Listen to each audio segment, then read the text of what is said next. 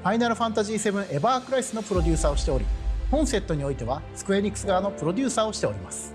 いよいよデビューショーケースが始まりますね。ずっとこの瞬間が訪れることを心待ちにしていました。まず最初に一言だけ言わせてください。本セットを期待や情熱を持って心待ちにしてくださった全ての方へ本当にありがとうございます。マジック、そしてファイナルファンタジーに愛を注いでくださった全ての皆様のおかげで今日という特別な日を迎えることができました。昨年10月の先行公開映像、今年2月のファーストルックとここまで長い旅路を共に歩んできましたが、ついに本日さらなる情報を皆様にお届けいたします。このセットはマジックとファイナルファンタジーを愛し続け、お互いが真剣に向かい続けたからこそこの素晴らしい形にできたものだと思っています。今回でファイナルファンタジーシリーズに初めて触れるマジックファンの皆様、このセットに登場するカードたちはファイナルファンタジーのストーリーやキャラクターらしさをしっかりと捉えた上でマジックのルールの中で再構築されています。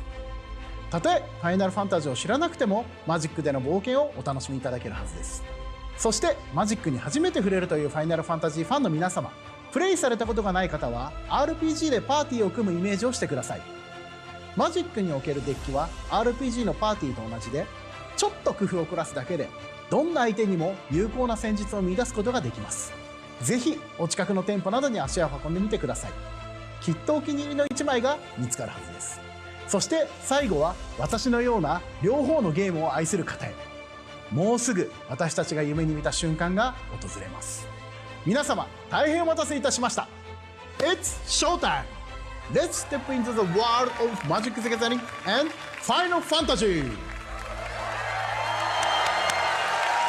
Okay, it's time to meet the team. He's a principal game designer on Magic the Gathering. You might know him best as the host of Good Morning Magic. He's also been the lead designer on sets like Battle Bond, Mystery Booster, and most recently of all, oh yes, Final Fantasy. He is Gavin Verhey!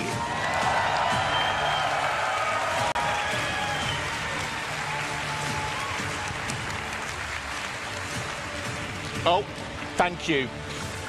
Gavin, what's your favorite Final Fantasy? Well, that would be Final Fantasy 9. Whoa.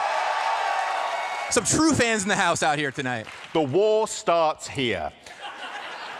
Okay, our next panelist is known for his work as the product architect of the Lost Caverns of Ixalan, Universes Beyond Fallout, Universes Beyond Assassin's Creed, and Bloomburrow. He is also the executive producer of Magic the Gathering Final Fantasy. He is the one and only Zakiel Gordon.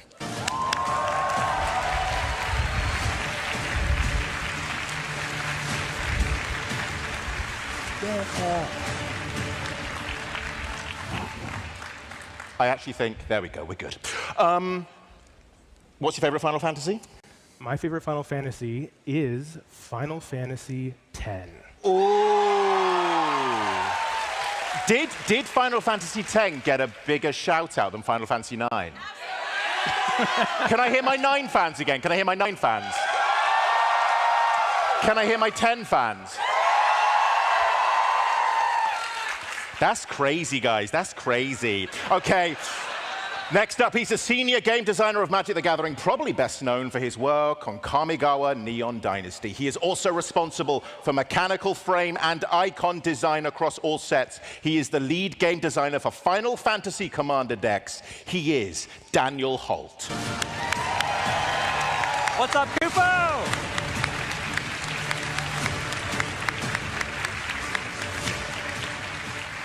Here we go, the big question. Everyone's waiting for it. What is your favorite Final Fantasy? Like Zakiel, it is Final Fantasy X-2.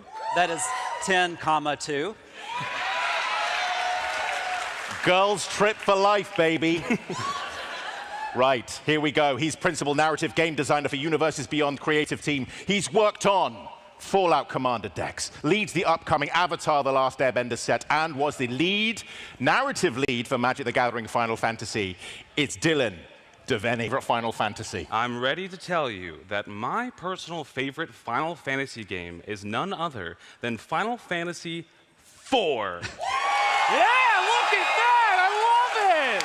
That's right! A lot of old school connoisseurs just got very excited there. So here we are at the start of our journey. Final Fantasy I. The Magna Carta of video games, something that quite literally changed the landscape of gaming forever. Dylan, tell us the story. When darkness veils the world, 4 warriors of light shall come. This is the beginning of the genre-defining game that started it all. Final Fantasy I features the prophesized warriors of light as they embark on this adventure across time and space. Right, as the player, you can select from 4 of 6 possible jobs to become your Warriors of Light. And your first deadly challenge as the Warriors of Light are to take on none other than Garland, Knight of Cornelia. And though Garland is keen to knock you down, the 4 Warriors of Light are triumphant, and they defeat their first adversary. But they incidentally create a paradoxical time loop that puts them in the deadly foes of none other than Chaos. Chaos! This game lays the foundation for many of the iconic elements we're going to see across all of the 16 mainline games. Things like prophecies and crystals, the job system, overworld exploration, random encounters, leveling up, high-stakes adventures, airships, you name it. This is where we firmly plant our foot and decide this is what Final Fantasy is going to become. So, Gavin, jobs and classes, how did you do that? Yeah, we knew from the very beginning we needed to have a way to show off the jobs of Final Fantasy. And we talked about it for a long time and came up with the idea of a brand new mechanic that looks a little like an older mechanic called the Job Select. So this shows up on equipment throughout the set. And when the equipment comes into play, you make a 1/1 hero token, and then you attach the equipment to it. So if you know Magic, you might recognize this as, say, Living Weapon or for Mirrodin. Living Weapon makes 0 0s, for Mirrodin makes 2 2s. There's a number between those two, which is 1/1. So we went for that here. Now, they all confer abilities, as you can see, that are really keen to what the class is doing. The White Mage Staff heals you, the Black Mage's Rod pings your opponent. But the other thing that's worth calling out in particular is they also confer the type that class or job has. So the White Mage's Staff turns you into a Cleric, the Black Mage's Rod turns you into a Wizard, and so on. Just has a little flavor nod happening right there. We grabbed all the job select cards in this set from Final Fantasy I and Final Fantasy XIV, which you might see some of later. Oh, what a tease. Thank you, all 4 of you, but I do believe it is time to meet the last member of our panel. She is an art director on Magic the Gathering. She's worked on Universes Beyond sets such as Assassin's Creed, Doctor Who, and of course, Final Fantasy. Joining us on video, it's Stephanie Chung. Hey PAX East, I'm so excited to share our next card with you. Long before I ever played my first game in the Final Fantasy series, I was already obsessed with their iconic character designs. It was influence on my own journey as an artist and deepened my love for video games. So I think you'll all agree that it wouldn't be Final Fantasy if we didn't include art from the legendary Yoshitaka Amano. And what better way to celebrate his influence and incredible talent than his original Cloud Sea Djinn. This incredible piece is featured in a showcase frame you've seen before. The transparent frame allows us to show off the art with minimal distractions from mechanics and text. You can really immerse yourself and truly appreciate the details of Amano's mark-making and masterful washes of ink. This piece is a great example of his iconic style, especially with the incredible way he balances negative space. From the pale clouds contrasting the dark figure of the Djinn, to the flow of details from the Djinn's hand, cascading around the party and spilling into the clouds around them.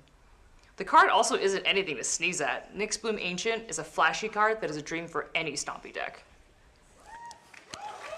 Thank you. We are going to be hearing from Stephanie throughout the show, and now we are underway. We are done with 1. Let's move on to Final Fantasy II. This is a more high fantasy, expanding and iterating on the ideas that were laid down in 1, without many radical changes. Sakil, take us through this. Yeah, absolutely. So Final Fantasy II is tonally very similar in creative tone. The main difference lies in a game mechanic called weapon skill, which is based on your proficiency as you yield weapons in battle and gain experience throughout the game. So it only makes sense for the main character of Final Fantasy II, Firion, to interact with equipment. So let's take a look. Furion is a 3-mana 3/3 that equipped creatures you control have haste, and whenever another equipment comes into the battlefield, you create a copy of that, and it has the ability to cost 2 less to equip. So we just showed you White Mage's Rod. If you have this in play and cast that, not only do you get another copy of that equipment, but you also get another 1/1 hero. And then similarly, the next card on our Final Fantasy Through the Ages bonus sheet is SRAM. Red-white, of course, is a prolific archetype within Magic, all revolving around equipment, and we think this is a brand new way to be able to collect beautiful artwork by Yoshitaka Amano and play both of these copies of Furion alongside each other on the battlefield. Thank you very much. And also, thank you for everyone here right now who's oohing and ahhing in exactly the right places. It really validates all their work. So thank you so much. I am eager to see more cards, and it's written down here. It says, I am as eager as a beaver. Gavin, explain yourself. All right, so I want to give a big shout out to Yanni Skolnick, who led the early vision design of the set. And when he handed it off to me, there's a card in there called Commune with Beavers. And I was like, Yanni, you got to tell me what's going on with this card. And he told me the story about talking with beavers, get the information that you need. And I was like, we have to preserve this. So it stayed the whole way through the entire life cycle of this set. Now, to me, this is a great blending of Magic and Final Fantasy, because a Commune spell in Magic looks at your top few cards for a card, and so it kind of blends the flavor of Final Fantasy, the name Commune with Beavers, with a Magic effect, where, of course, it looks at your top few cards for a beaver or any other creature you might want to have around. So just a simple little common, but kind of gets at the whimsy that Final Fantasy has, right? There's a lot of epic fights and incredible monsters, and also, sometimes, just guy speaks beaver, you know? And that's the important part of this moment here on this card. I like to think that we all speak beaver. Moving swiftly on. We're moving on from 2 to, guess what, number 3. Final Fantasy III. It's worth remembering that both 2 and 3 didn't release in the US until years later. But there is one thing that kind of remains true, which is the defining iconography of the crystals. Dylan, walk us through this. Yeah, I'm really happy you brought up crystals, right? We're going to talk about crystals a lot throughout the show, and it is a signature element of Final Fantasy. So in Final Fantasy III, our characters are going to go on a journey, the Onion Knights that become the Warriors of Light, go on a journey to bring balance to the elemental crystals across the land, just as the Golgan people prophesied. And so we were talking about how we were going to bring this element into Magic the Gathering, and we decided that, well, there's 4 elemental crystals, and there are the dark crystals in the malevolent world of darkness. Perhaps we smell a cycle. So let's take a little bit more look at the darkness crystal. Daniel, I want to hear about the tiny crystal we see here. Yeah, as Dylan mentioned, crystals are so prominent within Final Fantasy that it only made sense when working on the set symbol that was the first spot we went. You'll see the Chocobo later in Commander. We'll talk about that when we get there. But you can see this rarity symbol here is the crystal. Gavin, you want to talk about the card? Yeah, absolutely. So, as was mentioned earlier, yeah, well, there's the nice booster fun version. And by the way, what I was about to say, there's 5 crystals in the set, 1 for each color, and they all have a cool booster fun version like this you can go collect. Now, they are a 5-card cycle, 1 for each color. They all cost 4 mana. They're all legendary artifacts. They all make spells of that color cost 1 less. But the rest of them is a little unique depending on what that crystal does. They've got a big activated ability of some kind, a cool static ability. I'll let all of you start speculating now. But the crystals, you're going to want to try and get all of them on your side. So, Gavin, earlier you mentioned starting towns. I believe right now you have a new land to show us. Yeah, absolutely. So, of course, if you're playing Final Fantasy, there's, once again, these huge epic battles, but you also want some simple little concepts, especially at Common, like this Adventurer's Inn. So this is a brand new land subtype. This is a town. You'll find towns all throughout the set in Final Fantasy, the many places and locations that you end up at. If you've played Ravnica before, it's kind of like gates, where there are some cards that key into what towns do. It doesn't have any inherent meaning. And there's a lot of lands ranging from simple commons all the way up to rares, and maybe, just maybe, we might see a rare one later on. But here you go, a nice little Adventurer's Inn. Of course, what would an inn do? But give you back a couple life. Take a nice rest. If you've got the money for it, get those 2 life. So that's a lovely little taste of Final Fantasy III. Let's move on to Final Fantasy IV. Dylan, you have been waiting for this moment. Yes, I have. Thank you also. I really love that, and I needed that, so thank you. So yes, I would love to talk about my personal favorite, Final Fantasy. Final Fantasy IV holds a very, very special place in my heart because I think it was the first time I really discovered what narrative game design was and the power of the medium when I was very, very young on my Super Nintendo. The journey that Cecil goes through, starting as a Dark Knight, wielding very wicked power in service to the potentially corrupt King of Baron. He goes on this journey of redemption to become a paladin of light. And we were talking about this story, and I was telling Gavin, I was like, listen, this story meant a lot to me because in the game, right, you have this amazing Dark Knight sprite, you go to Mount Ordeals, you claim your sword, and you become a paladin, and then you have to fight yourself in this 1v1 battle to come to terms with your darkness, slay your inner evils, and truly become a paladin. And so this story was so important to me personally. It's something that made me fall in love with Final Fantasy, and it was a story that we, I think, did a pretty good job of. Yeah, and we brought the story to life. We're trying to figure out how to tell this story, and one of the tools we have in this set are double-sided cards, right? So you see these double-faced cards here with Cecil, where he starts off as the Dark Knight and then transforms into the redeemed paladin. Final Fantasy has so many moments for villains and heroes alike where they undergo these great transformations, and there's several double-faced cards in the set that do just that, where you get to see the characters evolve before your very eyes. And also on screen here, you'll see that gorgeous Booster Fun version of Cecil, which is really, really, really neat. And I'm so glad we were able to capture this. I was inspired by Death's Shadow, if any of you Magic players out there know that card, to make a card that dealt damage to you, and then eventually it flips over to be a 4/4 lifelinker and start gaining that life right on back. But Cecil is not the only card. I love everyone here so much. Cecil is not the only card that we wanted to design from Final Fantasy IV, and a character that posed a lot of trouble for me was Kain. I kept trying to design Kain. I could not figure out how to do it, and then one day, Dylan sends me something.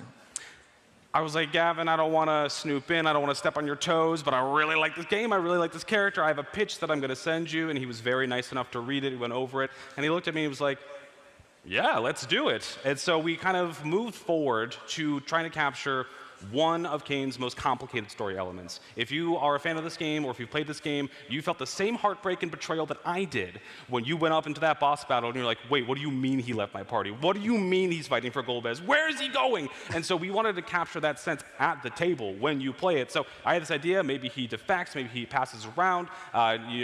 There is the story of the treasure tokens being the crystals you're collecting. I was very happy with it, and Gavin was kind enough to link it into the rest of the file, which I'm very appreciative, by the way. And I want to call out, this is Dylan's first ever Magic card published. So big hand for Dylan right here. Thank you, everyone. Thank you very much. His childhood favorite character as a card. That's pretty cool. Right, let's move on. It's time for Final Fantasy V. And whilst we do, Okay, good for you. That's nice. Not many, but good for you. As we head on to Final Fantasy V, obviously a very, very beloved game, I want us to take a step back and figure out, well, explain to us how you arrived at the overall shape of this set. Yeah, so that's a monumental question and a very good one of how did we fit 16 Final Fantasy games into one set. There are a lot of characters, there's a lot of stories, there's a lot of games, magic, spells, items, abilities, lands, adventures, quests, mini-games, songs, and how do we put it all into one thing? We needed something early on to help make decisions. So if you can imagine the four of us in a room at the Wizards of the Coast office with a locked door, we made a conspiracy board on the wall, we opened up an Excel sheet, we got the whiteboard, and we wrote down every game, and we just said, okay, what do you remember about Final Fantasy I? Go way back in the archives, go deep in the tank. What do you remember loving about this game? And we did that for 2, 3, all the way up for every single game. And then when we were done with that, weeks later, we went to our fellow wizards in the office, and I asked everyone the same intense line of questioning. And then when we were done with that, weeks later, we went to Square Enix, and we talked to the game producers and the designers and the developers, and we were like, what were you very proud of with your game? What is very special about the title that you worked on? What is the thing that you would want everyone to see once again? And once we had all of that, we were able to start our process. So from there, we kind of made this internal tier system, tiers 1, 2, and 3, to help us make decisions. These weren't like, oh, these are the best and these are the worst. These are just, we need to make some decisions along the way. Some characters will be here, some characters won't be here. So tier 1, we decided was, these are the things that have to be here. These are the DNA of Final Fantasy. So Chocobos, Moogles, they absolutely have to be there. You expect to see them, so you're gonna see them. Tier 2 are the, hey, if you're a fan of a very specific game, you're going to recognize that. Maybe it's an iconic mini game, or an NPC that you really fell in love with, or a super boss you spend many hours losing against, like me. And then Tier 3 was the super duper crunchy deep cut. This is for the nerds. No way you spent time and money to get that in. Yes, we did. We had to do that. And so I really look forward to all of you, and I challenge all of you to go through and find the Tier 3s that we snuck in there across the set. Okay then, Dylan. Which tier is this cheeky boy in? Gilgamesh is clearly the top tier. This is a recurring villain who plays kind of the comic relief in the game. He has a passion for weapons, and that's exactly what his card does. It's a titanic ability. If you're familiar with Magic, a Titan ability is enters and attacks. He searches for those equipment. He looks at the top 6 cards of your library, gets all of those equipment onto the battlefield. And then you pick one of them, it keeps going. One of them goes for free onto any samurai you control, whether it's from Kamigawa, whether it's Gilgamesh himself, snaps onto that samurai and gets to fighting. Thank you so much for the ooze again. They make us feel great. Right, Zakil, our next card you're going to take us through showcases the depth of the worlds you get to play in, right? Yeah, absolutely. So for the Universes Beyond program, one of my favorite things is we get to tailor each set based on the IP and audience that we're working with. So our language to you as Magic players and as Final Fantasy fans is through the lens of design. Now, internally, we have this thing called a complexity dial that kind of goes from 1 to 5, with 1 being kind of our intro-level products and 5 being our more complex products like a Horizon set. Magic the Gathering Final Fantasy is a little bit higher on that dial, specifically because you all, as video game players, and specifically RPG fans, already innately understand a lot of aspects of game development. We don't have to explain the idea of health or mana or damage or items or party configuration or the difference between a glass cannon versus a tank. So internally, we just really had the rule of cool to make sure that we made the best versions of each character, went through Magic's archives to bring back all of the most awesome mechanics that pay off all of your favorite moments. So the best example of that is in Barts and Boko. And Barts and Boko have a very interesting ability, and that is Affinity for Birds. So Affinity is a long-time Magic mechanic that has been around for more than 20 years, and this is a way in which we're able to build specific themed decks within the set to encourage you to play. Perhaps there is a Chocobo deck that you can build from the set, and then when they come into play, each other bird you control deals damage to your opponents, which we think will be pretty fun and limited. Yeah, I gotta say, in our internal testing, I was always on Team Birds. I love the standard. You can take like your Bloomborough birds and your Chocobos and put them together to make a cool deck. So count me in as a bird fan. Go Birds. Just as a vibe check, have we got any bird fans in the audience? I like you so much. Okay, moving on. Final Fantasy VI. That was pretty quiet. That was pretty quiet. I said, sorry, I don't think you heard me. I said Final Fantasy VI. Yeah! Daniel, Final Fantasy VI is the first of 4 games that have Commander decks. Is that correct? That's true. We get to talk about Commander. This is the first of 4 Commander decks. Commander decks, if you're not familiar, are 100-card pre-constructed decks. When you buy this deck, it will be completely themed around Final Fantasy VI, as the other games when we get to them. This deck specifically, we focused on the second half of the Final Fantasy VI game to set you up for story. Kefka just won, the world's in ruin, all your party members are scattered across the land, and you're going to gather them back up, form your party, get the gang back together, and go take down Kefka. And that's exactly what Terra here does. Her trance ability, when she attacks, she'll get an evasive so she can connect in, but she's also going to fill your graveyard with your party members and friends. Then when she connects, you're going to bring them back, you're going to get the party together, and you're going to go conquer Kefka. Pretty cool. Do you want to show us a little bit how summons might work in this game? Well, it wouldn't be Final Fantasy without summons. With Magic the Gathering Final Fantasy, we introduced it as Saga creatures. These are both creatures and sagas. So you'll get your creature out Summon Esper Valagramande has haste, so it'll attack right away. But as the turns pass, you'll tick down, get those abilities. The first one, you're going to be pulling resources from all graveyards, all those non-creature spells. And over time, you're going to get mana to cast those spells. And at the end of the chapter, it's going to go away in an epic conclusion. Wow. So do we have any Terra fans in the audience? I like Herald of Hope, but here's the card. I think we've shown it. She looks pretty good, right? Here's Stephanie to tell us a little bit more. Thanks, Ben. You may have noticed that there is something very special about these two paintings. In our Final Fantasy Artist Series, we've invited 9 incredible artists from Square Enix to illustrate any character from the Final Fantasy franchise. They were not limited to the series that they worked on, but invited to illustrate any character, especially ones that they have always wanted to paint. So not only are these painted by the one and only Yoshitaka Amano, but these are brand new paintings of Terra, never before seen until this Universes Beyond partnership. And without further ado, here's a special message from Amano himself.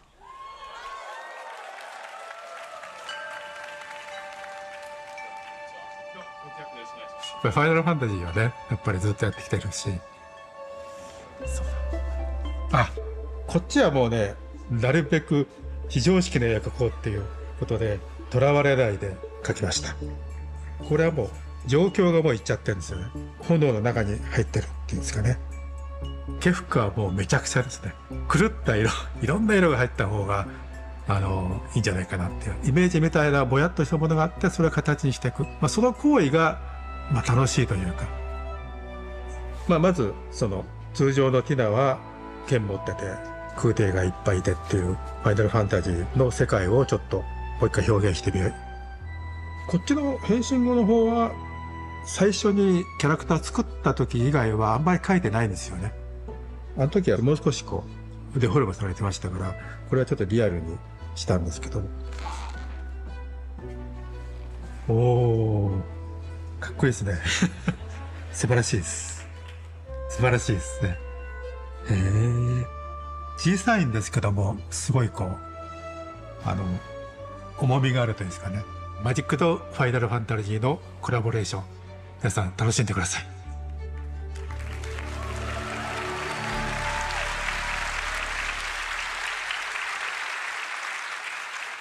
So if we're going to get art from Amano to put on our cards, we had better make some pretty awesome magic cards.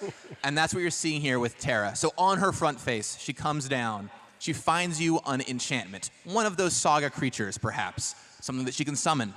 When it's time, you can flip her over to her other side, literally turn the card over to unlock Esper Terra.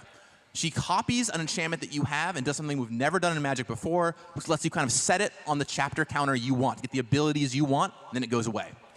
After her 4 chapters are done, she adds 10 mana to your pool, which for all you astute Magic fans in the audience, you might notice that she is green and red, and she starts adding white, blue, and black, which is, of course, the Esper color combination in Magic the Gathering. She flips back over to her front side, and then you can do it all over again. Plus, get that Enter's ability to grab another enchantment. A really powerful Magic card and really worthy of this incredible artwork. All right. Dylan, please would you bring us up to speed on the narrative of Final Fantasy VI? So it sounds like we have a lot of Final Fantasy VI fans here in the audience today. But if you haven't played this wonderful game yet, I'm just going to spin you a picture so we can all understand what we're talking about here. So Final Fantasy VI is an epic told in 2 parts. The first half of the story revolves around the conflict between the Gestalian Empire and the Returners' resistance movement. It takes on a very classic shape of a Final Fantasy story, right? We're introduced to our many beloved cast of characters like Terra and Celeste, Locke, and eventually we see them all come together, rally to battle against Kefka, one of video games' most iconic villains of all time. But of course, as the chosen heroes to save the world from the villain of this game, you would expect that when you go up against Kefka, you are victorious. But perhaps, as Daniel alluded previously, something special about Final Fantasy VI is halfway through the game, you lose. And so, the second part of this game is about the world of ruin, where Kefka has become the ruler of all. He has become all-powerful and is the master of all magic. So, your party is scattered to the winds. Eventually, Celeste, Terra come back together. You rally everyone to take on Kefka one more time and eventually conquer the ruler of Ruin. So, Gavin, do you want to take us through this card? Yeah, this is a very special one, Ben. So, of course, featuring that amazing artwork by Amano, a blue, black, and red legend. When Kefka enters, you play a little mini-game. Each player is going to discard some cards, and then you get to draw some cards back up, well fitting of kind of the mini-game aspect that Kefka has. But when it is time to go to the world of Ruin, you can pay 8 mana. Each opponent sacrifices a permanent, the world gets a little ruined, and then you flip Kefka over. 5/7, flying. It can attack right away the turn you flip it over, of course, as long as it's been played for a turn. You hit your opponent, you draw 5 more cards, and then as long as Kefka's in play, whenever an opponent loses life, you draw that many cards. It is very hard to come back from getting hit by Kefka, just as it should be. Okay, there you have it. Final Fantasies 1 through 6. We are halfway through our show, and we are going to give our incredible panelists a little break for a few minutes. So please give it up for our panelists. Thank you so much.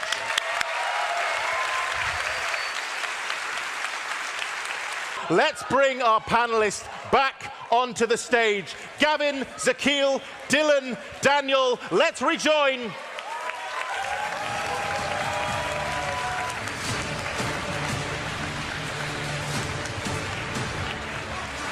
Who wants to see some magic cards? Woo! Yeah! All right. Okay. That was incredibly well planned. Let's go. I want everyone to settle down, and I recognize that we can't really jump back immediately into Final Fantasy VII. I think we need to jump into something a little fun. I think we need to jump into something, dare I say, a little cute. Let's watch this.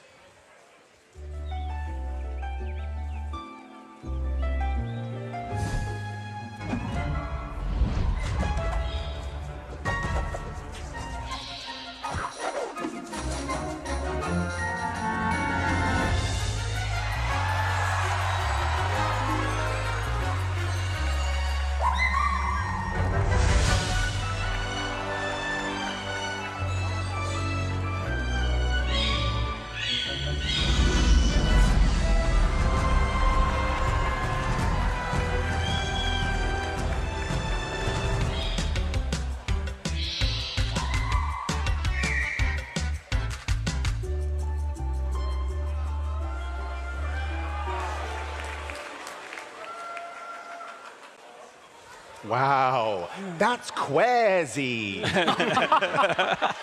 That's not in the cards. I just said that myself. Okay, Zakil, talk us through this. Yeah, oh man, I love Chocobos. Right here is our flagship Chocobo at Mythic in Traveling Chocobo. It is a 3-mana 3/2 that allows you to look at the top card of your library, as well as cast and play birds and lands from the top. Earlier, we showed you Barts and Boko, who interacts within the bird archetype within the set. That card enters the battlefield and deals damage or birds deal damage off that trigger. This card also doubles those triggers. And we knew that Chocobos are such an important part of the Final Fantasy franchise that we had to do something really special. So enter our colorful Chocobos. Here are 4 of them in neon ink, in yellow, pink, green, and blue. These are found in all language collector boosters. And during development, as we were putting this together, we worked very closely with Final Fantasy VII creative director Tetsuya Nomura, who really loved the idea. One of his producers during development told us that his favorite Chocobo from the original Final Fantasy VII was the black Chocobo named Teo because he was the fastest one in the original minigame, and it held a very special place in his heart. So kind of we built this last card kind of as a secret in the background and surprised Tetsuya Nomura. So that card is exclusively found printed in Japanese and available in all language collector boosters as a nod to that story for him. And then the lone serialized card in Magic the Gathering Final Fantasy is the Golden Chocobo. This card is only available in English collector boosters and is serialized out of 77 for Final Fantasy VII. Yeah, that's pretty cool. Give a round of applause for Chocobos.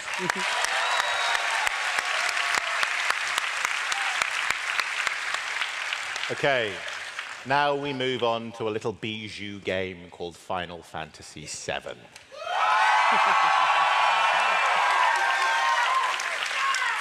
Never heard of it. It really is an amazing video game, and it has a huge reputation. Dylan, this game is huge. So huge, in fact, that on the original release for PlayStation, it came in 3 discs. If you were an old school gamer, if you were there back in the day, you knew you were in for a wild time when your game came in multiple discs, especially for an RPG. So, walk with me. Final Fantasy VII follows the story of Cloud Strife, ex-soldier and current mercenary, as he winds up in this broiling conflict between the Shinra Electric Company and the anti-Shinra resistance group, Avalanche. Cloud's adventure begins in Midgar, of course, the city of Mako, and this world that we're introduced to is inspired by these science fantasy aesthetics and these kind of cyberpunk-inspired themes. And the first disc is just about this amazing adventure that brings together the core cast of characters like Barrett, Tifa, Aerith, Red 13, as they battle against Shinra and ultimately learn of a deadlier threat looming on the horizon, Sepharroth.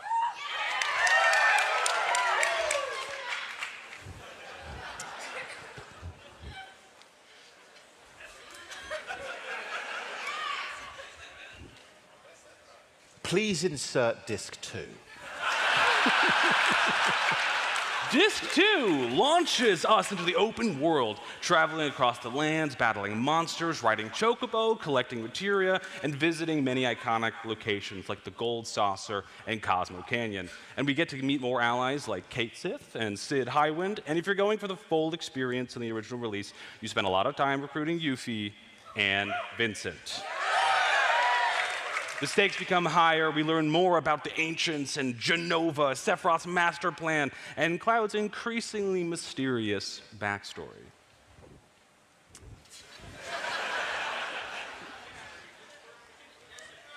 Please insert. Oh, okay, we want to do disc 3. So finally, in the ultimate finale, we hit the major climax, plot twists, shocking character deaths, cataclysmic boss battles, and a final gauntlet against Genova and Sephiroth to save the world. So I've taken you on this extended and somewhat silly journey just to kind of remind all of us how much content we needed to fit into the set just from Final Fantasy VII.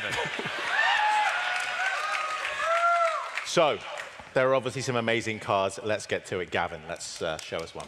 All right, well, we have to have the characters for Final Fantasy VII, of course. So how about Cloud? We knew we had to do Cloud. Obviously, we're going to do Cloud, but what was Cloud going to do? How are we going to make him a card that was worthy of the Cloud mantle? Well, the first thing Cloud does when he comes into play is go and find an equipment. Of course, he's got to find his sword. That's critical. Now, if you are a long-time Magic player, you might know about a card called Stoneforge Mystic. Very powerful Magic card. Cloud is a little bit reminiscent of that, finding you any equipment you want.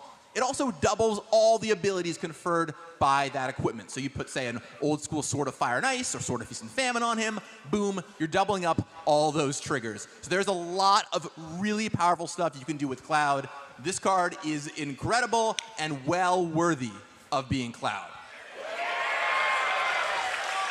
Now you might be wondering, what is Cloud going to find? What kind of stuff might you want to find with Cloud? Well, there's a card in the set called Buster Sword. That's some pretty good news, right?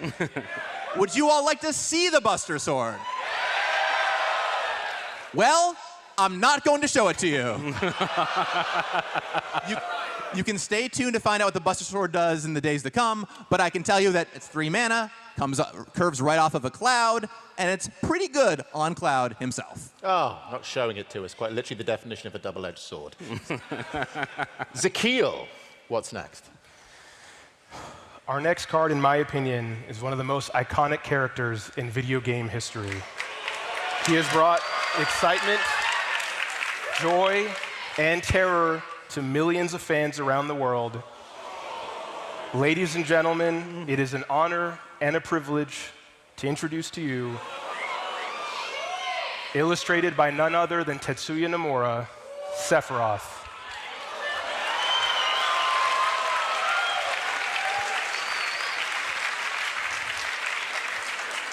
So Stephanie mentioned earlier that there were 9 artists from Square Enix who created illustrations exclusively for this project.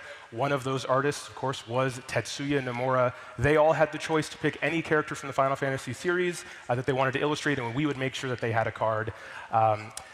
One of Nomura's missions when he drew this illustration was to really narrate the progression that the character has in his multiple different forms. So if we look on the left at the bottom, you have child Sepharroth that was introduced in Final Fantasy VII Ever Crisis, who of course then grows up into adult Sepharroth from the original game, who then transforms into his penultimate form in Bizarro Sepharroth, which then leads to the end-all, be-all, most powerful version in Safer Sepharroth. So, do you all want to see his card?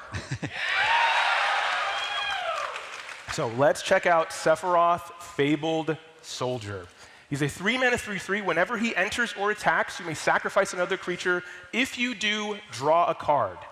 Then, whenever another creature dies, target opponent loses 1 life and you gain 1 life. And if this is the 4th time this ability is triggered, transform Sepharroth into Sepharroth, 1-winged angel, who is a 5/5 legendary creature, angel, nightmare, with flying and the ability Supernova. As this creature transforms, you gain an emblem with the same ability from the front side, and it is capped off with, whenever Sepharroth attacks, you may sacrifice any number of other creatures. If you do, draw that many cards. This is the 2nd ever creature in Magic the Gathering to produce an emblem.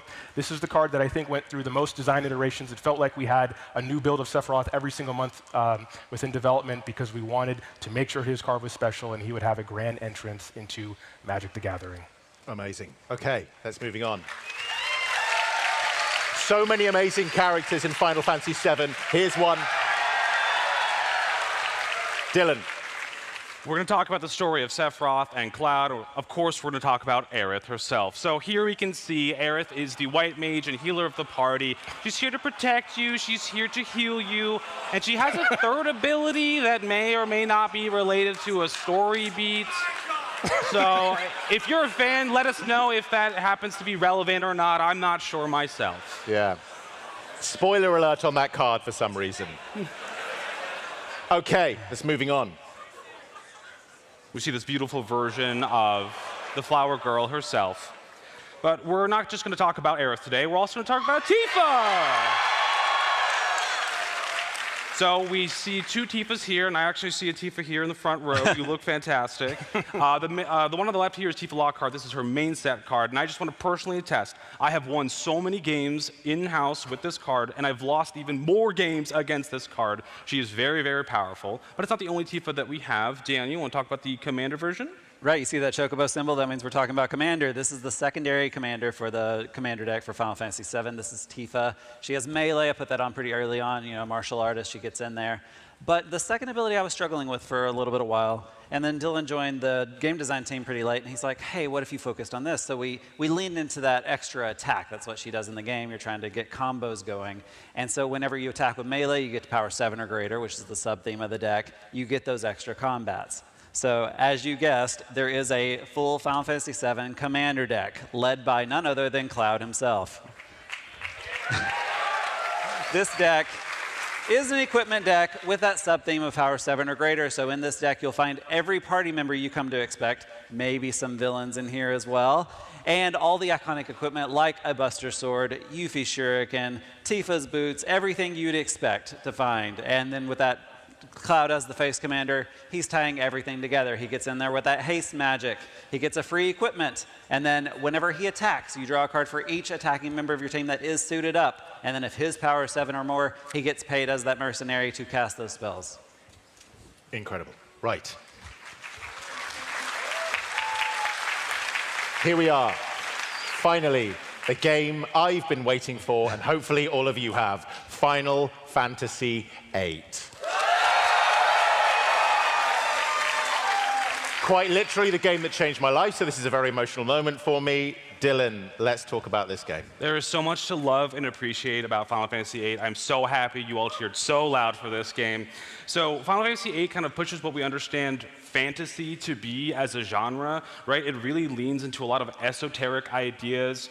If we all remember Squall dreaming of Laguna and events of the past, trying to figure out how to stop the future. And then ultimately, we go up against Ultimia, whose whole plan harkens back to Chaos from Final Fantasy I to compress time and space into one massive power source for her to become an ascendant being. This story explores depth upon layer of how we understand fantasy to be in a modernized setting. I see why you love it so much. I do. Daniel, let's talk us through this card here. My boy Squall. As Renoa once said, he's the best looking guy here. It's Squall. He's a bit of a lone wolf character, so that's what his abilities represent. With that rough divide, whenever a creature you control attacks alone, it gets double strike. Why is that important? The second ability, whenever he deals damage to a player, you get to return any non-land permanent with mana value 3 or less from your graveyard to the battlefield. You got double strike, you're doing that twice. I think we have a booster fund version to show as well with that full art. Yeah, there it is. And I did mention Renoa at the beginning, Zakil. Maybe we should show her card? Yeah. Here we have Renoa Heartlily. Look at that. Look at that. Yeah, Renoa is a close friend of Squall, and mechanically is known for battling alongside her dog, Angelo. So it would only be right for her to have the ability Angelo Cannon in combat. When you attack, if you have a very large party, you get a buff. Angelo, any target creature you control, but specifically Angelo, gets a huge buff. So he will come in hot. So get ready. And I think next we're going to be looking at the villain of Final Fantasy. Yeah, enough with these heroes. Let's go on to the real hero of Final Fantasy VIII, and that is Ultimia. We did something very special on this card. It's the first card in Magic's history to be an uncommon that takes an extra turn. So this is an incredibly powerful card for an uncommon. When she comes into play, she does a little surveilling, you know, fills up your graveyard a little bit. And then finally, when you have, interesting number, 8 cards in your graveyard and 8 mana, you can turn her over to Ultimia Omnipotent, take another turn, and I'll tell you, 7/7 Menace plus another turn is a pretty easy way to close out a game. So yeah, take that, heroes, take that. Okay, do we have any Triple Triad fans in the room? Oh. Would you like to see some Triple Triad cards? Yeah, I asked, they won't let me show them. Okay. But believe me, they're in there. So, moving on pretty swiftly, we're going to go on to a little game called Final Fantasy IX. Here's Stephanie to tell us more. I'm so excited to introduce my personal favorite of the Final Fantasy series, Final Fantasy IX. Final Fantasy IX was a fond farewell to the classic medieval fantasy setting. It paid homage to earlier games through its stylized character designs and was full of references and features from past games. One of our core creative pillars in this partnership was artistic authenticity. We needed to preserve the stylized character designs while interpreting it through the lens of Magic so we could offer something fresh and exciting while staying true to the heart of Final Fantasy IX. The story follows Zidane as he teams up with the Princess of Alexandria, Garnet, to stop Queen Braun and her army of black mages. It balances charm and lovable characters with an emotional, often heart-wrenching story of self-discovery and acceptance. As a teenager, the themes were so memorable and spoke to my angsty younger self. I went as far as getting my hands on the piano collections and learned to play a few iconic pieces by heart. I fondly remember replaying my save file over and over again just to rewatch those incredible cutscenes. This game was incredibly resonant, and as with every game in the Final Fantasy series, it was important that we did Final Fantasy IX justice. Okay. Let's see some cards. Akil? Yes. The first character we're going to look at is one of the antagonists from Final Fantasy IX, and that is Kuja, Genome, Sorcerer. Now, his illustration depicts a scene in which he is summoning an army of black mages against our heroes. He is also the head of the black-red archetype within the set that focuses on black mages, and he has 2 forms. At the end of each end step, he summons wizards to the battlefield, and once you have 4 more, he transforms into his more powerful version, Trance Kuja, that doubles the damage of all wizards to players or permanents you control. And check out that beautiful wizard token. Up next, we have a card for the Magic fans, we haven't shown any Final Fantasy Through the Ages bonus sheet cards. Check out this card reprint of Ragavan, Nimble Pilferer as Zidane Tribal. Gavin, who else from Final Fantasy IX is in this set? Well, as a huge 9 fan, I'm really happy to show to you. That's the reaction I was hoping for, everybody. Here's Vivi. All right, so a little bit of Black Mages going on right here, right? We saw Black Mages a moment ago. When you cast a non-creature spell, you ping them. But Vivi's a little more curious than that. Wants to get +1/+1 counters and then generate you mana equal to Vivi's power. So not only will it generate mana as you cast more and more spells, but also if you say Giant Growth or put an equipment on them, it'll generate you tons and tons of mana. On the right-hand side there, we will see Fire Magic, which is a card with the new tiered mechanic. Tiered is a brand new mechanic appearing here in Final Fantasy. You've never seen this before. We knew we had to get abilities like Fire, Fyra, and Fyraga into the set somehow. So this is kind of like a modal kicker. It's on a handful of cards, and the more mana you put in, the bigger effect you get, just like in Final Fantasy. Okay, Gavin, you're sounding very enthusiastic. Is it okay that your favorite game is Final Fantasy IX, right? You put a little bit extra work into this one. Yeah, as the lead set designer, I might get to put my thumb on the scale a little bit, and so I gave 9 a bit of extra love. That's my bias. Talking about extra love, right now we're moving on to a game called Final Fantasy X. Yeah. First game on the PlayStation 2, the story of Tidus and Yuna. It's an epic quest, and it's probably the reason that I'm around. The first Final Fantasy game to have actual voice acting in it. Without it, I wouldn't have a job. It's also one of our commander decks, isn't that right, Daniel? That's true. And speaking of favorite Final Fantasy series, of course I had to make a Final Fantasy X commander deck. The thing about commander decks is while the main set goes wide, touching all 16 games, these commander decks go deep. They're going to get those heartwarming moments that follow Yuna and her party along. And while I'm not showing you that specific Yuna moment that you're probably all thinking right now, believe me, there is a beautiful card in the set for that. But let's talk about this deck. It is built around the Sphere Grid. That's what I wanted to do right away. It is a counters matters deck. In the game, you're moving pebbles around, getting new abilities and raising your stats. In the game, you're going to be moving your counters around like you're building the Sphere Grid. Tidus himself has that ability in the beginning to set up your party at the beginning of a combat. And then cheer, whenever he connects, he will proliferate all of those counters, draw cards, and you will keep going and going for that goal. And yes, there is Blitzball in here. Yeah. Blitzball, baby. Okay, so that's Tidus, but where is Yuna, Zakil? Guys, you can't have Final Fantasy X without my girl Yuna.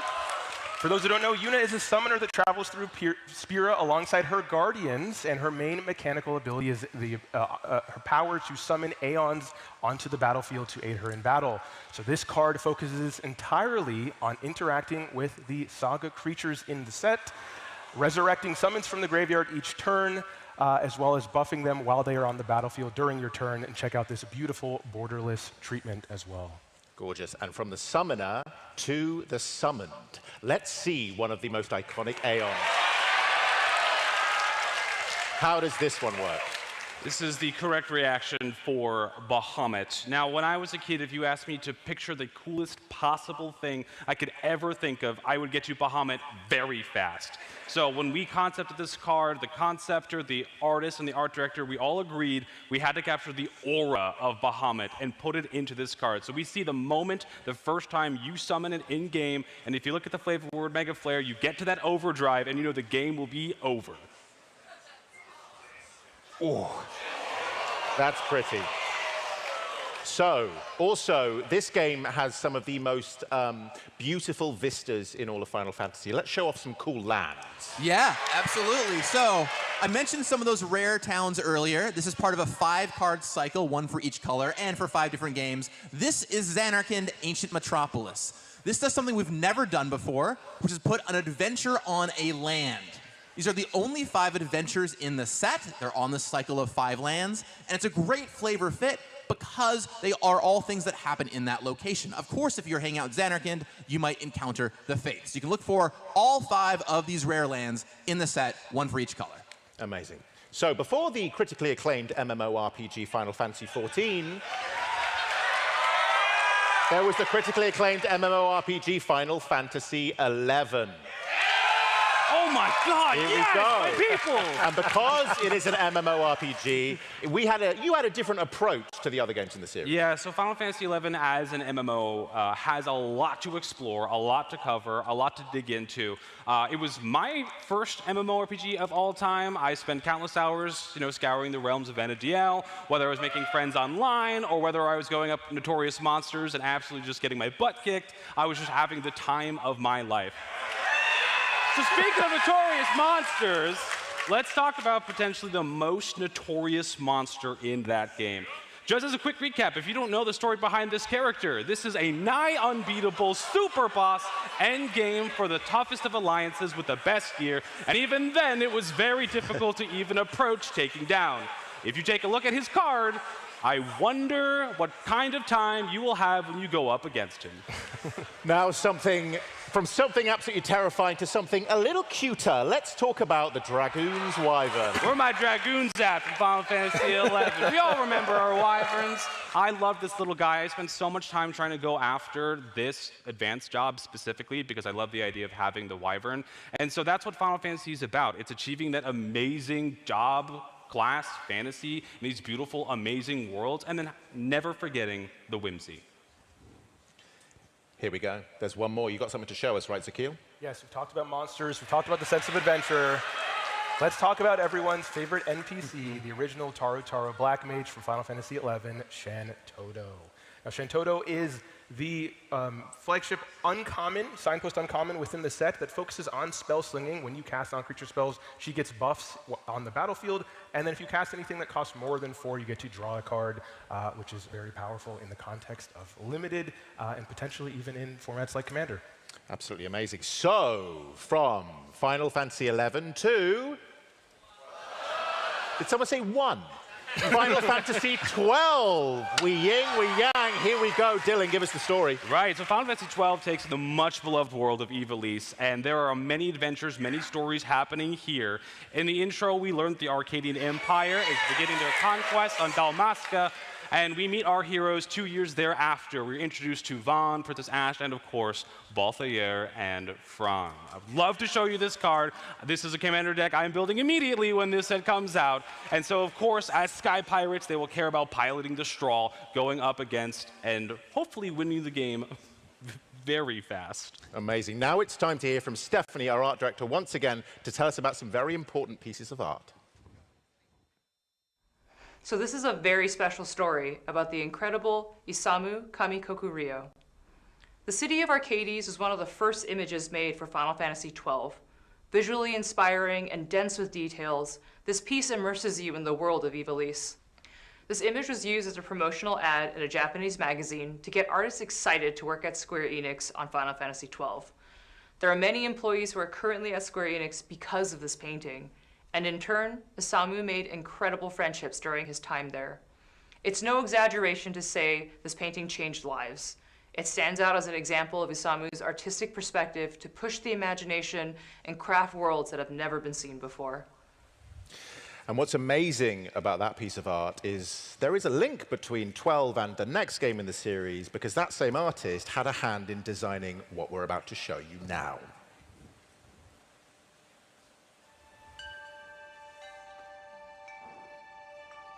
ライトニングらしさっていうのをもう一回考えた時に、内面にその激しさは秘めているんですけど、外から見ると静かに佇んでるような姿が一番ライトニングらしいのかなっていう。ライトニングって武人なんですよね。侍のような女性なので、普通に立ってても常に剣構えてるんですよ、心の中では。マジック・ザ・ギャザリングとファイナル・ファンタジーのコラボは、僕自身もすごく想像してなかったコラボレーションなので、マジかって感じでそこに僕が書かせてもらえるっていうのがすごい光栄だなって思いました。商品としてのすごい完成度の高さにちょっとびっくりしちゃって、よかったなっていうふうに思いますね。頑張って書いてよかったなっていう。Dylan, Tell us a little bit about the game, Final Fantasy XIII. Final Fantasy XIII perhaps is the game that leans most into its science fiction elements as it thrusts us into the artificial world of Cocoon that floats above Grand Pulse. You see, in this world, we have these supernatural entities that are known as the Fall Sea. Though humanity fears them, they seek their protection. And the Fall Sea have the ability to designate Lassie, which are basically prophesized chosen warriors. This game takes a bit of a spin of if that's really a good thing or not. As we all come to find out, Lightning, our protagonist, and her party members have chosen to become these new chosen heroes. And they go on an adventure and a quest to fulfill their focus, which may end up bringing about the end of the world. Don't worry, they are our heroes, though. Let's talk about Lightning and some gameplay from Final Fantasy XIII, Zakil. Yeah, so Final Fantasy XIII's primary game mechanic is a mechanic called Stagger. This mechanic rewards you for exploiting your enemy's weaknesses, and once you trigger the Stagger gauge, you're able to deal additional damage within combat. So it only felt right for Lightning to have a similar ability called Stagger. So let's take a look. She is a 3-mana 3/2 with the ability Stagger. Whenever she deals combat damage to a player, until your next turn, if a source would deal damage to that player or permanent that player controls, it deals double that damage instead. And then she has these small, innocuous kind of buffs, meaning with First Strike and Trample. So if you attack with her and, let's just say, a 1/1 creature, she has the ability to deal combat damage in the First Strike phase, triggering Stagger, then buffing everything else you have on the battlefield, which is going to be quite good in red-white aggressive strategies. And it is not often that Magic uses a mechanic for just one single card, but that is what has happened here. Gavin, what have you done? Yeah, this is something very special. This is something that we had to do a lot of talking and a lot of convincing, and it was such a perfect fit, literally a perfect fit for these two characters, Fang and Vanille. So here we are, Fang and Vanille. Now, if you know the story of Final Fantasy XIII, these two characters are searching for each other, and they eventually find each other, and they do that well in the game, right? So when Vanille comes into play, you mill some cards, you get someone back, maybe it's Fang. Fang wants to leave the graveyard, and then you get to draw cards. But toward the end of the game, you might know that they fuse into Ragnarok. And so the meld ability here actually allows you to turn the cards over and turn them into Ragnarok. They're both uncommon, so you can do this in drafts. And let me tell you, if you get off Ragnarok, you are going to win. It is a very, very cool moment, and literally the perfect encapsulation of these two characters. Absolutely amazing. Okay, now we move on to the critically acclaimed MMORPG, Final Fantasy XIV.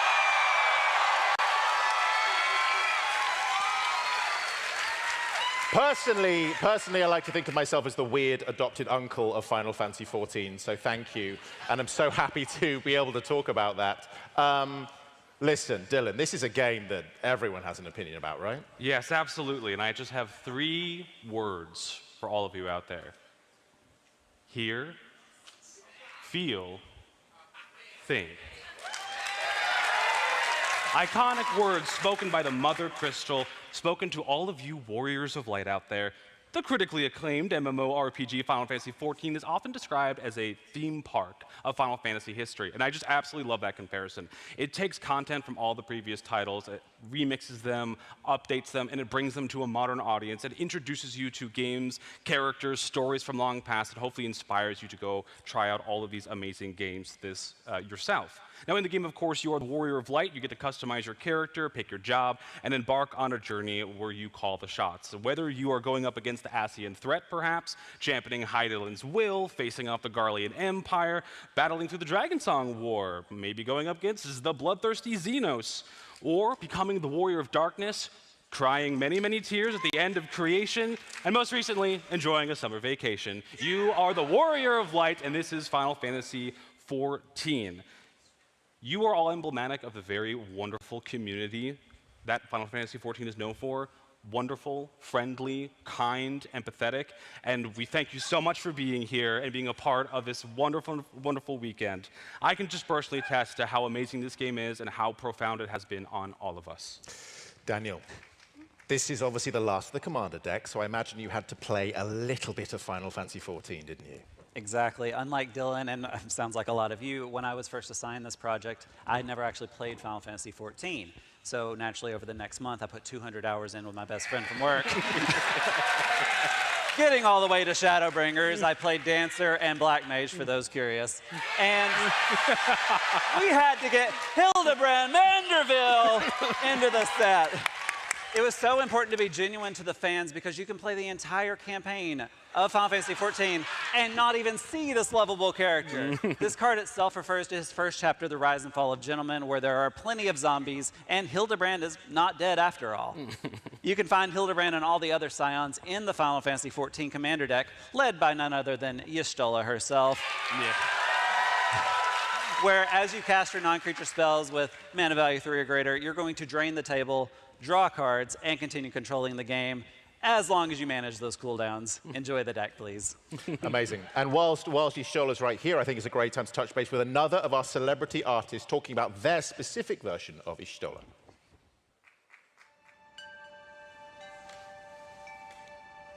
自分がギャザリングの絵を描けるのっていうのがちょっとびっくりしまして、今回その両方のプレイヤーの橋渡しになればいいんじゃないかなと思っています。僕割とその油彩風というか厚塗りっていう方で絵を描くことが多かったんですけど、やっぱりそれってギャザリングとかからかなりインスパイアを受けていました。これはテイストとしてはそのファイナルファンタジーのその14のエフェクトの綺麗さとかちょっと目指してデザインさせていただきました。ヤシュトラは強い意志を持ったキャラクターなので、そこら辺が再現できるようにしたかったっていうところがあって、ちょっと人知を超えたような雰囲気を出せればいいかなっていうところで、少し凛々しい感じの雰囲気にしました。はい。Obviously, there are loads of cards still to show you, Zakil. Let's start with that sweet version of Y'shtola. Yes, so here is main set Y'shtola Ruel. She's a 6-mana 3/5 cat druid that has the ability at the beginning of your end step, blink a creature, and then if it is the first end step, you effectively take an additional end step. So you're able to gain advantage with creatures on the battlefield that have enter the battlefield triggers by blinking them. And then, just like the last Y'shtola card that we showed at the face of the commander deck, also manipulate and use end step triggers to your advantage. So playing the main set Y'shtola within the commander deck Y'shtola deck is probably quite good. And you know, one of my favorite things about Final Fantasy XIV are the summons. What's up? Yeah, so let's talk about one you all might recognize, Summon Primal Odin. If you've gone up against this in 14, you know you're in for a tough time. Odin likes killing stuff. Let's start with that first chapter. Blows up one of your opponent's creatures. That's neat. It's the second chapter where things get really gnarly. If you know Odin, you know you do not want to get hit by this attack. It will take you out. You'll take out your whole party. If Odin hits you during a second chapter, you lose the game. Do not get hit by Odin's second chapter. It is bad. If you survive that, if your creatures perhaps block by a little bit of time, you still have to contend with the third chapter where Odin's owner will draw 2 cards and make each player lose 2 life. Perhaps they'll even draw another Odin. Now, earlier I mentioned that there would be some job select equipment from Final Fantasy XIV. So where are all my summoners at? Yeah! Perfect. Well, here is the Summoner's Grimoire, another job select equipment. So when this comes into play, you make a 1/1 hero and attach it to it. Now, whenever that creature attacks, you get to put a creature from your hand on the battlefield. So it's like a little elvish piper for your longtime Magic fans. But if it is an enchantment card, it enters tapped and attacking. So that enchantment creature like Odin will come in right away. One other tiny thing I want to call out is in front of the equip ability, you'll see what it says there, Abraxas. Well, that is actually the weapon that is shown in the art there. Just a little nod to the different weapons that are used. The Final Fantasy XIV team thought it'd be really cool to actually reference the weapons that are in the art for the 14 tied job select equipment. So you'll find that on the equipment in the set. Much of the major narrative of Final Fantasy XIV is the metaphysical conflict between Hydaelyn and Zodiark. So today, we're going to show you one half of that conflict with Zodiark, Umbral God. He is a 5/5 with Indestructible God, and when he enters, each player sacrifices half the non-God creatures they control, rounded down. Now, that's an interesting story element. If you're a Final Fantasy XIV player, you'll have to tell me if you think that is spot on to the story that Zodiark might be involved in. And here we can see the moment where I wiped every raid I was ever in doing this trial. I could not for the life of me remember this mechanic. I'm so sorry to everyone who was playing me. I was your Gunbreaker main tank, not using my cooldowns correctly. I know there are people in the audience that are thinking, oh, there's one person from Final Fantasy XIV I'd love to see. Here he is, you thirsty people. So, I mentioned before that you might find villains in the Commander deck. Well, here's one every Final Fantasy XIV player knows. It's Emmett Selk. Now, the villains in the decks play on a little different axis. Emmett here will cast spells from your graveyard over time because Ascians know their history, but they will still trigger all of the non-creature matters cards in your deck. Okay, here we go. 14's done. We're now moving on to 15. We are going like a rocket ship. It's again another great example of the way in which Final Fantasy has reinvented itself over the years. Dylan, what's the story? So in Final Fantasy XV, we see this dramatic tale of epic war, political conspiracies, ancient magic, opposing kings, but ultimately it puts the story of friendship and camaraderie center stage. We follow Prince Noctis and his very best of friends, Ignis, Prompto, and Gladiolus, on a road trip across the modern fantasy world of Eos. And embroiled in this conflict, we are going to go up against many cool monsters, cinematic boss battles, epic duels, but one of the biggest things that Final Fantasy XV left on me was just the very sense of time and pace. The slow, quiet moments you spend with your friends, pulling pranks at each other, making food at camp, discovering new recipes, listening to music while you're driving around. It does remind me a little bit of the four of us and how we kind of made this set. So I kind of have a soft spot for this. Excuse me if I start crying. I'm also there as well. Thanks, guys. Okay, let's look at some cards, please. Zakiel, take us through it. Yeah, so Noctis is the main character from Final Fantasy XV, and his most unique mechanical ability is called Armiger, which allows him to wield the 13 royal weapons that come from his lineage that are depicted in his artwork. So his ability allows you to cast artifact spells from the graveyard as a nod to the Armiger ability. And also, take a look at this beautiful borderless artwork.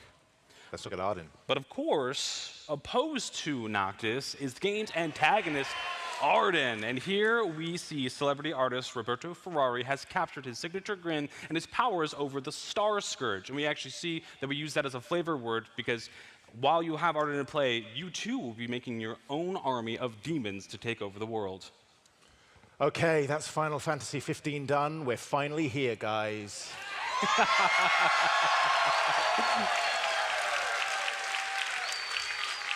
Final Fantasy XVI has arrived. I don't remember any of it. Dylan, what happened?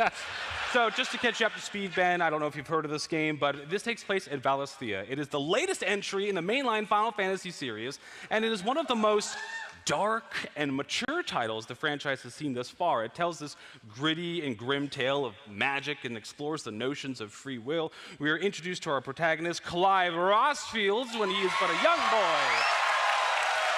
And we watch him grow over decades of in-game story as he turns into the epic hero who shall deny fate itself. And as we all know in this game, the summons are of paramount importance because Clive is someone known as a dominant, that who harbors the ability of the summons, the icons inside of them. And in the game, our heroes turn directly into their summons. I wonder if that sparked any good design ideas? Well, it certainly did. And this is actually quite an interesting story because, well, we've been working on the set for 4 years. We said that earlier. Well, as we all know, this game came out 2 years ago. So it came out during the development process of the set.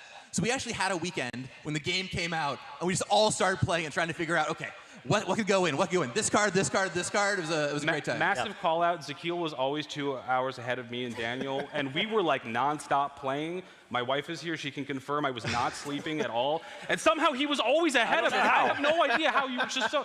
It was a wild weekend. Our group chat exploded with like 1,000 messages every single night. Like, this is an awesome concept. This could be a card. You have to get this character in there, right? I totally missed that quest. I have to go do it, so... Okay, guys, be quiet. I want to talk now. Okay. God, we get it. You played the game. I was in it. Yeah. Listen, I think it's time that we previewed some cards, and I know what you all want to see, but first let's see a character that is incredibly important to Clive in this story. Yeah, so this is Jill, Shiva's dominant. This card shows off all of her icy powers, so on Jill's side, she comes in and unsummons a creature. Then when she transforms into Shiva, she will make one of your creatures unblockable twice. Then she will tap all of your opponent's lands. They cannot stop you. And then unlike other summons that go away, she goes back to Jill, re-triggering that Enter's ability to unsummon and continue using those icy powers. Okay, now this is the moment you're all waiting for. This is the moment that I've been waiting for 2 hours. You want to see the Clive card?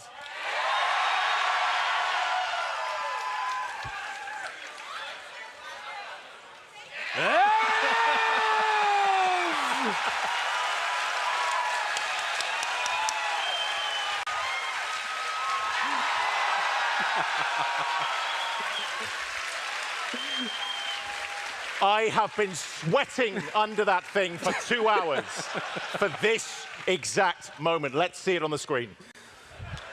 So here we have... To be clear, that is the correct reaction. Yes. So here we have Clive and Ifrit. We knew we needed an epic card, and so that's exactly what we made. On the front side, Clive, of course, has Devotion to Red. Of course, it is the only Devotion card in the main set, but it fits his character so well. Who else would be so devoted to Red as Ifrit's Dominant? Then, when you're ready, perhaps the turn after you play him, you can pay 6 mana, flip him over, he fights a creature right away. Bam! Ifrit shows up. Time for that epic boss battle. Then, you get some mana the next turn. A turn after that, he flips back to Clive, if your opponent's even still alive by then, and you get to do the whole discard your hand and drop again before preparing to turn him back into a Ifrit. So, you know, pretty powerful combination of abilities here. Wouldn't you say, Ben? I would say he's very cool. I would say he's the best one. You know, don't take my word for it. Okay, guys, that's it. We have done 16 mainline games, but I know, are you excited for this? Zakil, when can we get our hands on all this Final Fantasy goodness? Yeah, so Magic the Gathering Final Fantasy releases globally on June 13th, with pre-releases starting on June 6th. Now, if you're a Final Fantasy fan who has never played Magic before, I suggest you start with the starter kit, which comes with 2 60-card decks that are pre-constructed, along with a learn-to-play booklet and digital download codes to play on Magic Arena. We also have our Play Booster, which includes all of the cards that we previewed today, everything that is standard legal, as well as the Final Fantasy Through the Ages bonus sheet. Now, the additional products that we have here, as Daniel mentioned, are the 4 Commander decks that are focused on individual games, 6, 7, 10, and 14. You can relive these games if you played them before, or learn about them if you never have. They're some of our favorites, and we think that they're such an amazing product. We also have our collector SKUs in the collector commander decks, which are the same mechanical identity of those commander decks, just available in 100% foil, as well as our collector boosters, which include all of the mechanical cards from the main set, many from the commander decks, and the awesome, amazing treatments such as the golden Chocobo. Here's our complete product suite, including the beautiful gift bundle featuring Ifrit and Bahamut from Final Fantasy XVI. And again, this set releases globally on June 13th with a variety of play events, starting then, running through the remainder of that month, and MagicCon Vegas, along with Pro Tour Magic the Gathering Final Fantasy on the weekend of June 20th.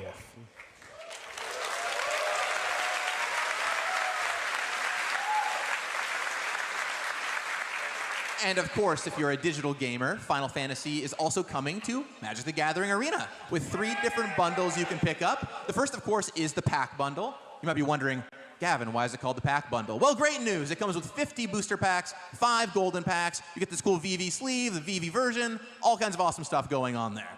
Let's go on to the next bundle called the Pass bundle. You might be wondering, why is this called the Pass bundle? Well, this comes with Clive, comes with Noctis, comes with cool sleeves for both of them, and you get access to the Mastery Pass. Now, the Mastery Pass will let you unlock those awesome Chocobos for Jason Tronder we saw earlier. You get a regular Chocobo at level 1, a Jace Chocobo at level 25, and the Tronder Chocobo at level 50.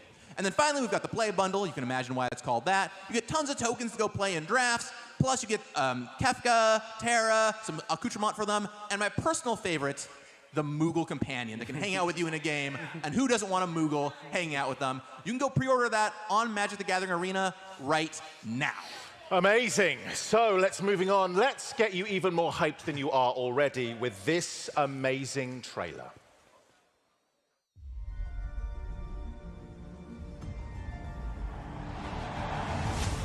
I've been waiting for this.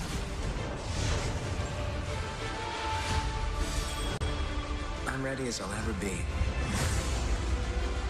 Final Fantasy is coming to Magic the Gathering.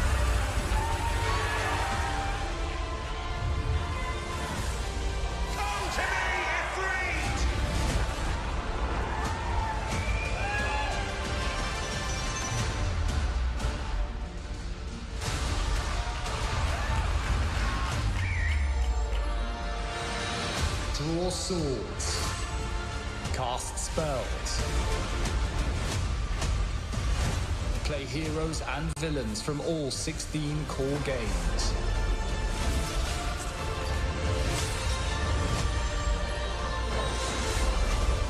People are depending on me.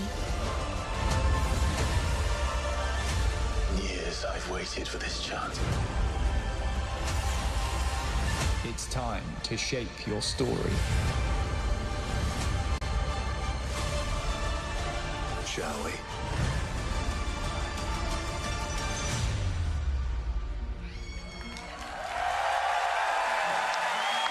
You know what? You know what? I think there's still some people who might be on the fence about tucking into this, right?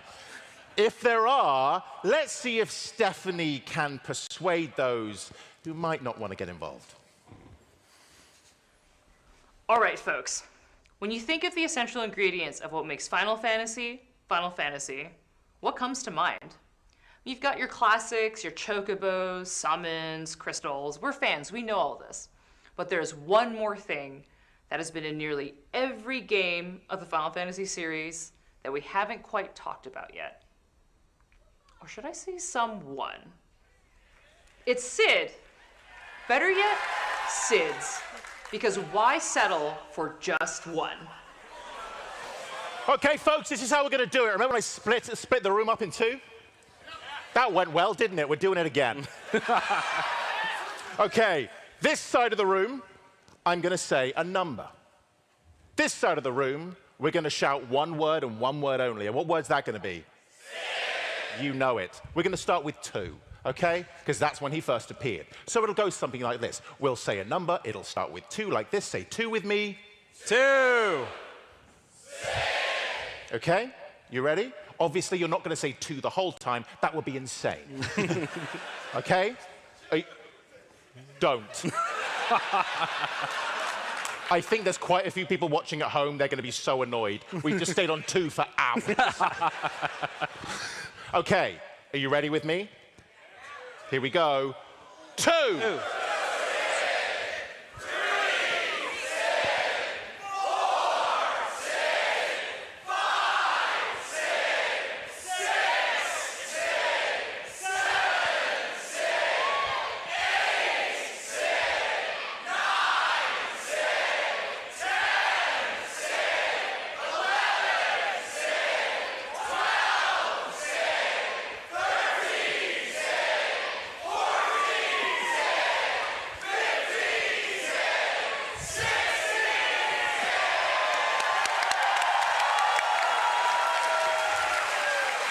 Everybody, it has been absolutely awesome to spend time with you. I hope you've had fun. I hope you are going to spend lots of money on this.